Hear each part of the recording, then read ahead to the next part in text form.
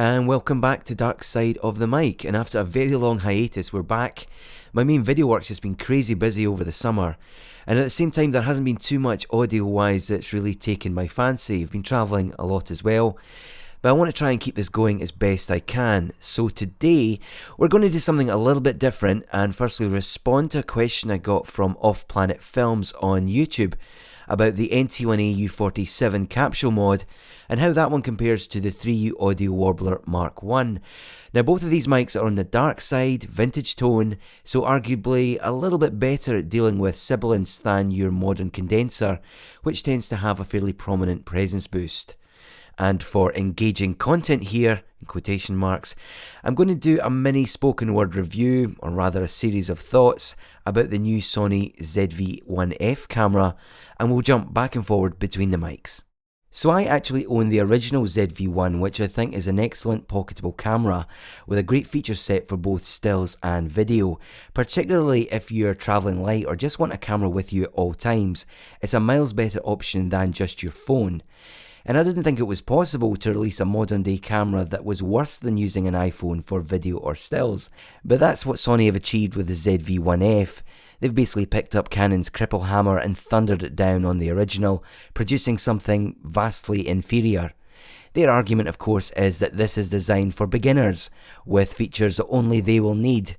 A product for the moron TikTok generation, whose lives are so fast and visceral they're pretty much incapable of reading instructions or learning how to do anything properly.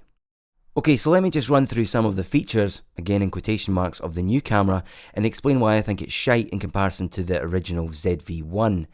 The main difference here is the addition of a 20mm Zeiss Tessar fixed prime lens, which in itself I think is a great option. It allows for slightly wider handheld framing when vlogging, but I don't really see how this can be marketed to the millennial beginner who's not really going to understand why it doesn't zoom, at least not optically.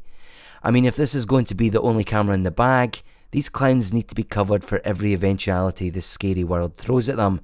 Now whether that's mincing down the street telling people about their life choices, to zooming in from 10 feet away to get a close-up shot of someone's nose dripping, this is the sort of thing they want to be able to do, and I really don't see how this lens on that camera makes sense for them.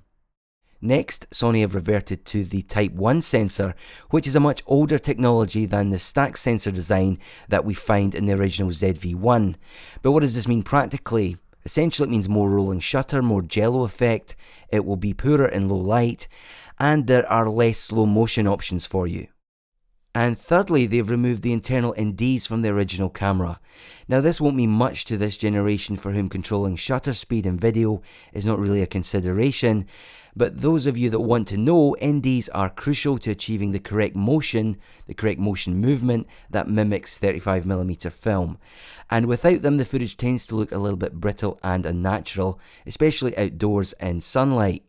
And if you're intent on using the camera handheld, there's no in-body stabilisation to help you out.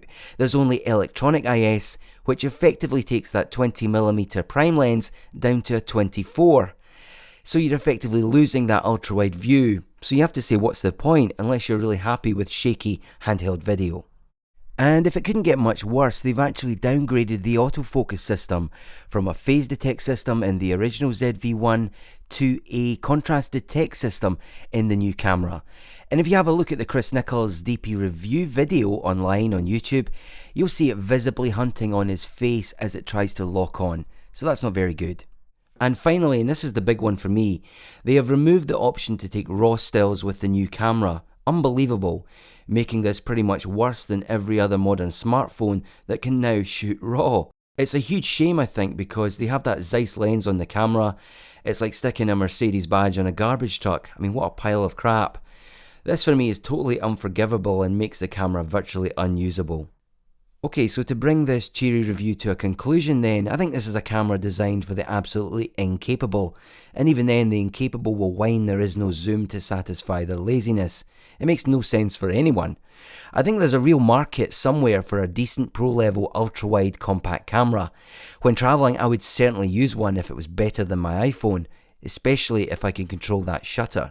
And from a personal point of view, manufacturers need to stop pandering to or acquiescing the zombies among us.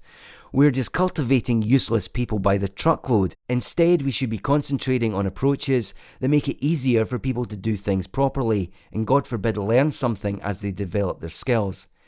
So yeah, for me, the ZV-1F is a zombie maker, don't buy it. Use your phone until you're willing to learn how to use a camera. Okay, so that's the end of today's rant review. Was this good content? I've no idea. Let me know what you think of the mics, or indeed the Z1F, the ZV-1F, whatever. See you next time.